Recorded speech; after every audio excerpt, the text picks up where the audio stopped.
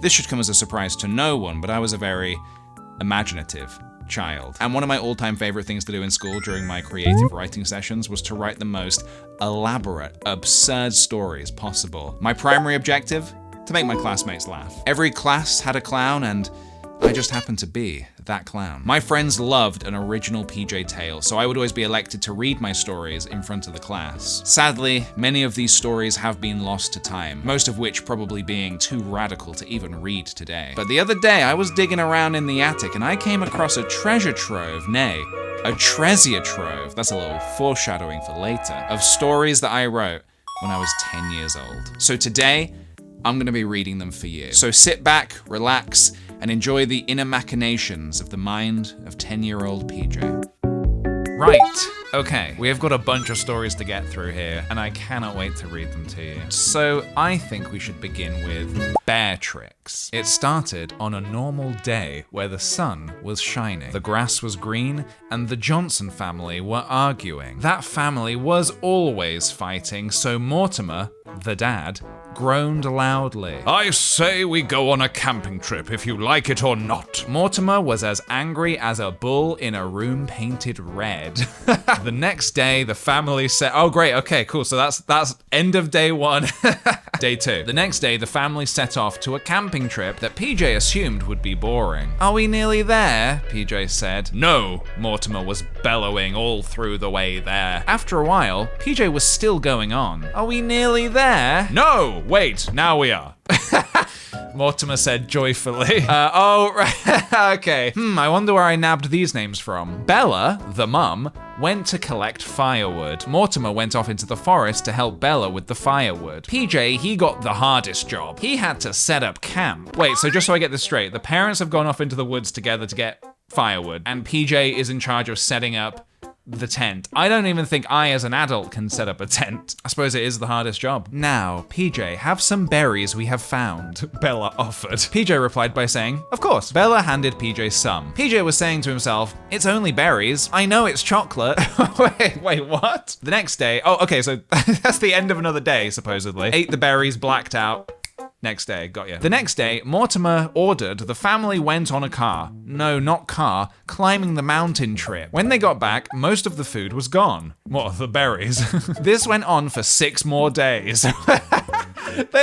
Just so for 6 days, they were just like, oh, well, food's gone again. I guess we'll just starve. When they found out the grizzly bears had been doing that to the food, they started fighting and arguing with the bears. They worked as a family and got the bears... They sorry, I've not read this in 24 years. They worked as a family and got the bears out of the forest. If you work as a family, you can accomplish anything. Yes, you can even evict bears from the forest. When they got home after 3 more days staying there in the forest, wait, so hang on a minute. Just so I get this straight, they went on a...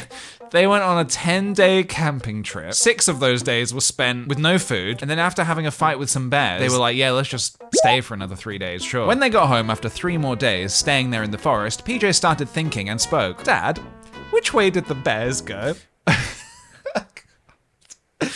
"West. Son, why do you ask?" "I think I'm getting a bit worried because all the crisps, beer, and chocolate's gone." "I bet it's robbers, son." PJ said back to Mortimer, "I don't think it was robbers because there are 15 kangaroos in the fridge." Wait, what? Sorry, this already strange story has taken a turn. There are 15 kangaroos in the fridge, 7 gorillas on the couch, 4 hyenas watching TV, 2 bears jumping, breaking the beds, and 1 giant rhino charging at us. "I'll see you in the hospital, Dad." Bang! I must say, considering there is an entire zoo's worth of animals in the house, PJ's very calm and collected here. "I'll see you in the hospital, Dad." The 3 fighting family had gone flying, and it's been 2 weeks and they haven't landed yet. What, the rhino hit them so hard? You expect me to believe that they've just launched into the air for 2 weeks? I wonder? It might take a few years for them to land back on land. Teacher's note, rather a hurried ending. I would have to agree. I think this story had quite a strong start. I think it had a good setup. I think things started to fall apart when the family got home. Also, wait, why is this called Bear Tricks? I'm not going to question it too much.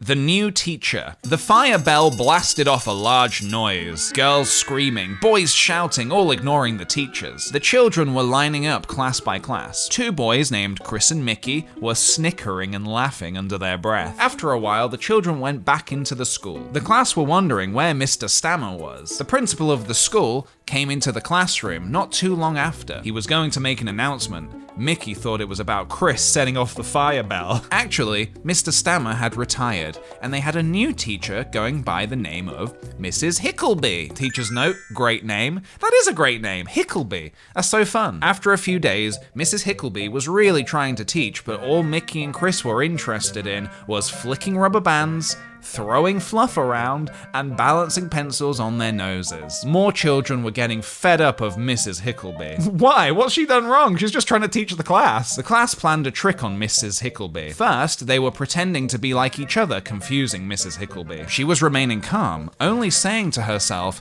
"Don't worry, they're not asking a lot of questions."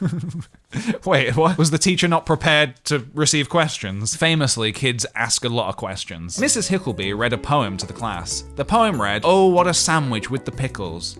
Oh, the tomatoes, the red tomatoes." That's a poem. Also reminding her of lunch. She reached for it, but it was nowhere to be found. She turned to the left and she saw Chris had eaten it. Mrs. Hickleby ran out of the classroom, leaving the class with a very mean teacher named Sergeant Hickley. No relation to Hickleby, I don't believe. Their names just sound very similar. Also, this guy is a drill sergeant. The class thought he was insane. His questions were way too hard. He sent 3 people to the corner. Then he pointed at Mickey and said, "In the corner, now!" Even though Mickey didn't do anything, Mr. Hickley said it was for symmetry. I mean, I can respect it. The next day, the class all went to Mrs. Hickleby's house. How did they find where she lived? How did they find Mrs. Hickleby's house? They started off with reading a poem. This time, the poem had read, "Mrs. Hickleby is the best teacher we had for half a day." I guess all I'm trying to say is we want you back. Chris had made a new sandwich for Mrs. Hickleby. After the class got back to school, they were asking loads of questions, which drove Mr. Hickley insane. What questions could be so maddening that it would drive a drill sergeant out of the school? The only thing left to do was to rehire Mrs. Hickleby. The school did, and Mickey and Chris, known as the Terrible Two, was never silly again. Splat! The teacher sat on some super glue. Well, they were nearly never silly again. And the teacher's note here says, "PJ, I love _ your stories. They're always quirky and make me chuckle."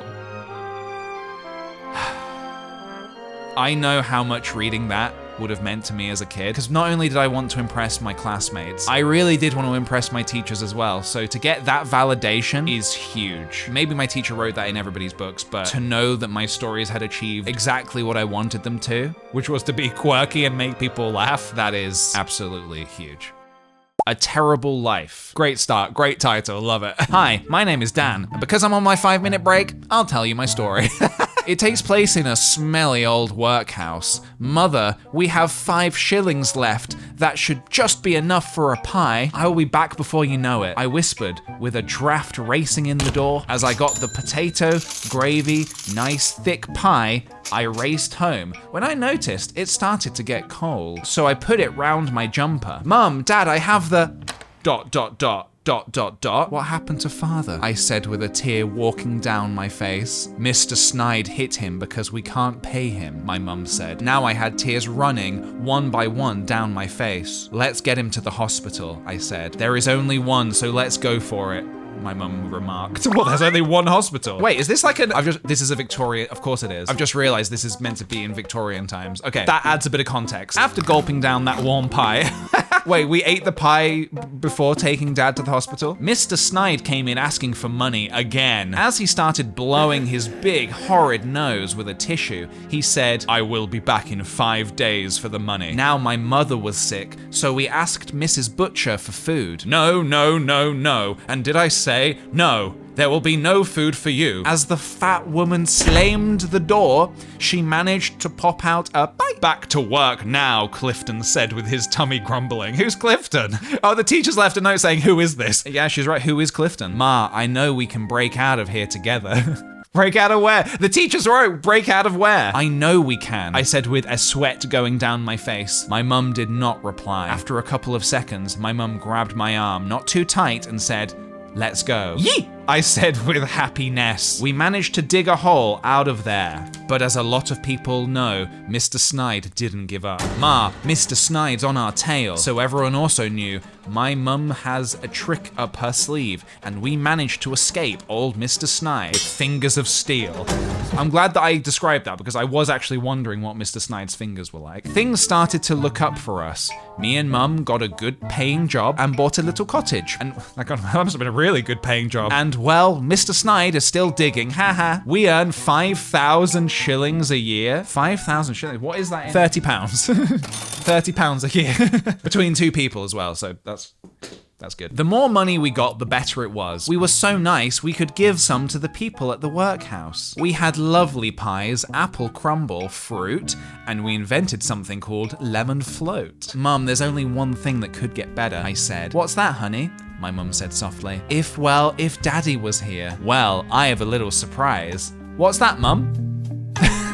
I said with a bit more happiness. Hello, son. Dad, oh, I missed you so much, I shouted. The party has just started, haha, Mr. Snide said while bashing down the door. Mr. Snide, don't come a step closer, or, I said. Why, I can step one more step closer and Mr. Snide screamed. I told you. There's a hedgehog there. Oh, so PJ, he wasn't threatening Mr. Snide. He was trying to warn him that there was a hedgehog there. We gave Mr. Snide back to the workhouse, unconscious, and put him to work for a very long time. Oh, I'm tired, Snide said. Back to work, Snide, Clifton said. So Mr. Snide is not coming out of the workhouse. So that's my story. I hope you liked it. Oh yeah, I forgot this is Dan telling a story on his 5-minute break. Okay, so the teacher's left a note saying, PJ, you had lots of ideas and tried to include things to help your Victorian setting. There were places it was difficult to follow, and characters appeared without being introduced. I thought towards the end it became a bit cartoony with the hedgehog, not really suited to a serious historical story. Yeah, but if I hadn't included that, nobody would laugh. The mysterious map. It happened that day, but why? There was a wizard after me trying to suck me into his map with dust. Strong starts. I like starting right in the middle of the action. Magic dust that is very powerful. My first shelter I saw was an abandoned, smelly bookshop. I thought I'd have a look at the books. There was one book that I picked up. It was about maps. I tried to put it back because I didn't like maps. That's such a specific thing for kids to not like. I don't like vegetables, I don't like homework, and I don't like maps. I tried to put it back because I didn't like maps, but it was glued to my hand. I got dragged over to the counter and somehow murmured in a very eerie voice, I would like to buy this book and you can keep the change. I don't know why, but I just floated out. The wizard got me, and in a puff of smoke, I poked quickly into somewhere called the Land of Jinjos. Okay, so as a kid, obviously, I was a huge gamer, sensing some Banjo-Kazooie influence here. I poked there as quick as popcorn popping with a big pop. It was then I saw things flying with bright colors. Then I saw the thing. I saw it in my dream, and it was coming at me as fast as Speedy Gonzales. It was a girl. Hey, you're that thing, I shouted with fear. Yes, I know all your dreams. It just teleported like nothing. I'm here to get you out of the map, it said. Its name was Orioko. Look, I just don't belong here, I said. Follow this map and collect all the Jinjos on the way. I had no choice, plus I had never seen anything like the Land of Jinjos. I set off following the dusty old map. First, I found a mysterious bush that had a little purple thing. I felt like I was going to freeze with fear. Wait, that's a purple Jinjo. I was really calm, and that way I found one blue and one yellow Jinjo. I have a blue and a yellow, and together I have a green, I said, jumping for joy. The map was coming in handy at the time until I lost it in a pile of maps because a Jinjo was tickling me. Furthermore, I got my pink one from a very nice family of them. Hey, Orioko, I have found the Jinjos and oh wow, I had found my way out. I jiffle and struggle and got out. The wizard had only read this in magic books, on maps and in his manual. Wait, don't touch my map. I replied, one more step and your map is as good as gone. He stepped one more step and I ripped it. Orioko, you got out? Yeah, but my Jinjos have turned into animals. I answered back by saying, well, let's just deal with it. Let's just deal with it. If you want to know what happened to the wizard, well, I don't really know. Help! Help me out of the land of darkness! Help! Is anyone there? Oh, it always happens to the wizard! Humph! Humbug! The wizard was stuck in the land of darkness for eternity. Oh my god. That's the ending. That's how it ends. That's how the story ends. Sorry, but how does 10-year-old KickThePj know about the land of darkness for eternity? Where's he getting that from? This is what the teacher said. PJ, this started well, but I found the middle very hard to follow. You seem to dart around a bit with your writing. This is one of those classic moments where I knew exactly what I meant because I had it all in my head and I could picture it in my head, but obviously not all of it got translated out into writing. And I find this happens a lot in my everyday life now. I will have something so clearly in my head that I might half explain it to someone and just expect that they understand it as well as I see it. So that's interesting to see that that was happening even back then.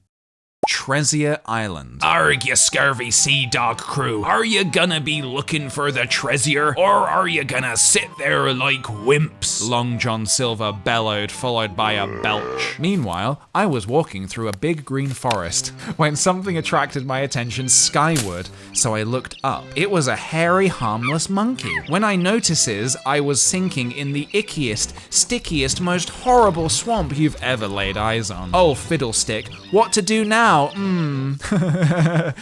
I murmured whilst rubbing my chin. I've got it. A monkey leaped down from the biggest tree I had ever viewed. It pulled, tugged, and used all of its energy, but it got me out. Thanks, but what's your name? I said, looking in his brown eyes. He squeaked. Then it hit me. Monkeys couldn't talk. Finally, monkey, we are out of the forest. I'll call you Apes. Apes disappeared, but where? That's when fat, thin, smelly, peg-legged pirates surrounded me and tied me up like I was a kitten nobody cared about. Who's tying up kittens? So, are you being Jim by any chance? One of the Silver's crew asked. I've heard of you, Mr. Silver, sir. Madam, well, my mum said don't talk to strangers, and you're pretty strange. I had exclaimed. Good one, PJ. Should we throw him down to the sea? One of Silver's French crew said. No, Silver bellowed. That took me and his crew by surprise. Make him find me treasure, Silver said. I didn't have a chance or choice. Could I have the drum roll, please? The French one murmured. You have got to be kidding. Well, 10, 9, 8, 7, 6, 5, 4, 3, 2, 1, I said as fast as I could. I got plunged down into the big blue. I found the treasure about after 10 minutes, but it was being protected by a giant crab. So Silver, at the shore, said, Go help the sea dog. The crew came scuttling down. They had spotted me and the treasure, but what they didn't see was the crab, so it clipped, clapped, and snipped at the crew. I got back to shore to see a very ugly, angry face. Where be me? Ow! Silver screamed. A great number of crabs started clipping off Silver's old wooden leg. Silver fell into the sand face first. Down dropped, well, you guessed it, Apes. Down from where? We're in a desert. Where's he coming from? He started burying Silver, and nobody from that day to this day has seen him or his attitude. For the rest of the day, me and Apes were eating bananas and drinking coconuts. Apes had taken us home with Silver's treasure. What would you do if you were against Long John Silver? I especially love that the story ends with a hypothetical question. What would you do if you were against Long John Silver? It really gives something for the reader to think about afterwards, I think. The teacher's note is, I really enjoyed this, PJ. Great characters, humor, and phrases. Target. Know when to finish. I think it would have been better if you stopped after attitude. Yeah, exactly. Okay, so this is manhole trouble. Pay very close attention to this one, okay? Sam was walking her dog in the park with her mum. As they turned the corner, they were only to see construction workers when suddenly the dog named Ham jumped down a manhole. So the mum ran for help. Sam asked the construction workers for help, but the yellow-hatted, orange-coated construction workers wouldn't help because they were on tea break. Sam decided to go get the purple poodle Ham. Sam did the first brave thing in his life, and he climbed down a massive hole and started to find his little poodle in the smelly, grotty, grim, icky water once been swallowed by a crocodile. He saw a part of Ham's purple poodle hair. He sniffed it and knew which way to go. Sam's a human, right? Not a bloodhound. Eventually, he found the little poodle and took it to safety. Ham, Sam, and the mum were walking home when Sam's mum said, "Sam, that's not our purple little poodle. Our poodle doesn't have a green tail, sharp teeth, and that big of a big green nose. I think that's a crocodile." Did you spot anything odd in that story? Clearly, I had forgotten that Sam began the story as a girl because she very quickly swaps to being a boy halfway through the story, which honestly I think is incredibly progressive of me. PJ was writing gender fluid characters at 10 years old.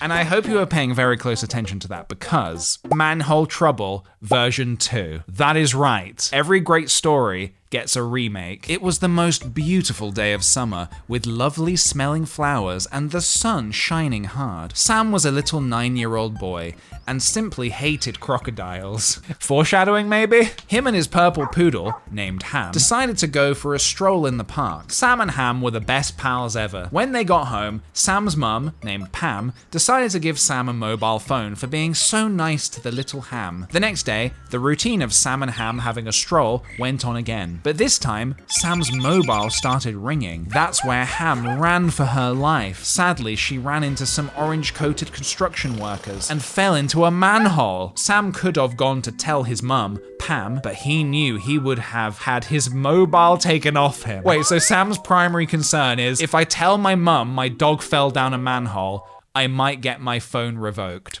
Got ya, priorities, I like it. Sam climbed into the icky, smelly water and started to look around. He thought to himself, where could Ham be? So far he had found an old book, a couple of soggy boots, and a crocodile. At that moment, he realized it.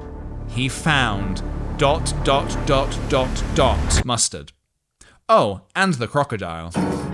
Love it. PJ tried so hard to subvert expectations, have a big comedic pause. This is good. This is good. Sam ran. Well, actually, he swam. Forgetting about Ham, he climbed out and jumped. Luckily, he fell onto a dump truck. After a while, Sam asked the driver, where exactly are we going? The driver replied by strangely saying, Crunch, snap, snap, crunch. Sam thought about it and said, excuse me, but that sounded like you just said to me, we're off to the swamp? And why did you say that the swamp is your home? Sam realized that the crocodile was driving. Luckily, he saw his house not too far away. Convenience is such a big factor in all my stories. Also, where's the dog gone? Sam has just left the dog. Sam leaped off the truck and landed into his front garden. Crash! Sam had landed head first. Sam was walking a bit funny, and his sight was going funny. When he got in the house, he only saw his mum, Pam, as a crocodile. It must have been because of the crash. The only thing Sam could say was, ah! Help! If you were paying attention, Sam had lost his phone, and the dog, and probably a chunk of his brain. ... And that's it, that's the end. And that's the ending. So quite rightfully, the teacher has written, I found the ending rather confusing, but enjoyed the rest of the story. I do think improvements had been made on Manhole Trouble version 1, so I would say pretty good stuff. 6 Italian men. As the 6 Italian men huddled together, they finished the last few drops of their wine. They had been spotted before. 2 angry shopkeepers spotted them. Just silence in the air. There is no excuse. The man in the middle was called Gary. Sorry, is this...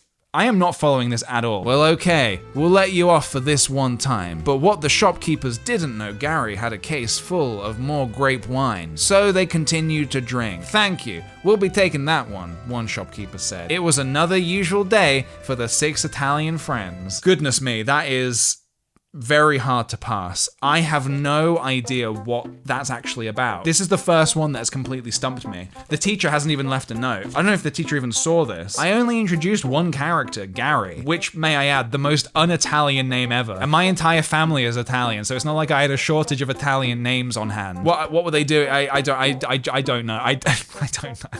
I can't explain that one. Maybe you understood it. I didn't.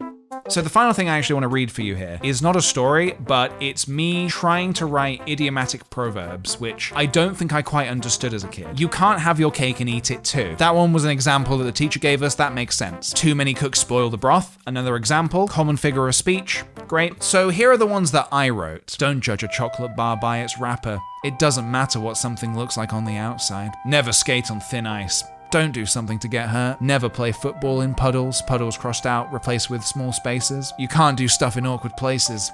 Too many firemen don't put out the fire. Don't get too much or something will get spoiled. Something vague will get spoiled if you have too much of said something. One cake in your face, more valuable as the two in the shop. Be grateful for what you have got. One cake in your face? What does this mean? What does this mean? What did I think this means? While the fox sleeps, the rabbit sneaks. If you're expecting something it's possible you'll never get it. When cakes are in the oven, there is no oven mitts. When there is oven mitts, there is no cakes. What does that mean? One by one and the job can get done. If you take your time, you can go anywhere. When two crocodiles are fighting, what was my obsession with crocodiles? When two crocodiles are fighting in a lake, don't stick your oar in, don't get in the way, and just mind your own business. I think although these don't make any sense, PJ was wise beyond his years and I just don't think he knew it yet. There are hidden meanings in these proverbs.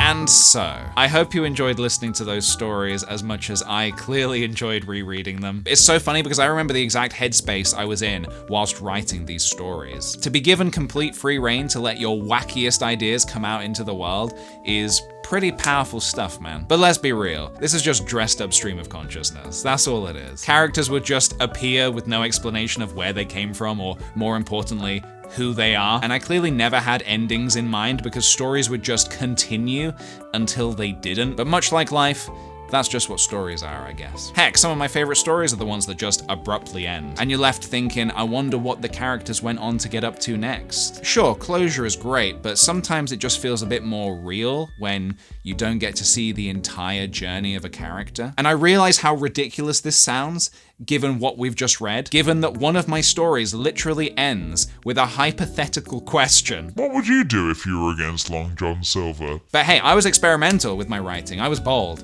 I was daring. Either way, thank you for watching this video. Thank you for letting me share this with you. Looking back at how I was as a child is such an important thing to me because I still feel so connected to my childhood self. And so I really hope you enjoyed this. And I honestly think little PJ would too. If you liked this video, please give it a thumbs up and subscribe for more videos here on the channel. If you like hearing me ramble about nonsense, come check me out on Twitch sometime. I'm always yapping up a storm. I also have an online shop, KickThePj.com, and a Patreon if you'd like to support me in other ways. We have a Discord server. We do weekly private live streams over there. So if you like, check that out as well. All right, guys, stay rad. I'll see you in the next video. Bye.